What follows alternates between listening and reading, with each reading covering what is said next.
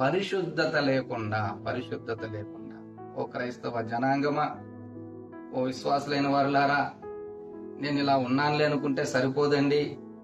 దేవుణ్ణి మనం కన్నులారా చూడాలన్నా, ఆయన పరలోక పట్టణములో మనం కాలు మోపాలన్నా, మనం నిలబడాలన్నా నీలో నాలో పరిశుద్ధత ఉండాలి. పరిశుద్ధత లేకుండా ఎవ్వరు కూడా దేవుని చూడడు. మన చూపులో, మన మాటలో, మన ఆలోచనలో, మన నడకలో, మన ప్రవర్తనలో అన్నిటిలో కూడా పరిశుద్ధత కలిగిన వారంగా మనం ఉంటే తప్ప దేవుణ్ణి మనం చూడలేము. ఎందుకంటే పరలోక రాజ్యములోనికి పాపమునకు ప్రవేశము లేదు.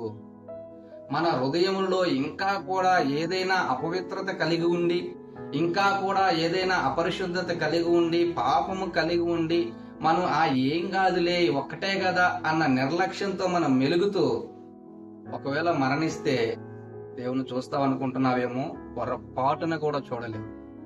అందుకని దేవుని వాక్యం సెలవిస్తుంది, పరిశుద్ధత లేకుండా దేవునిని చూడడము అసాధ్యము.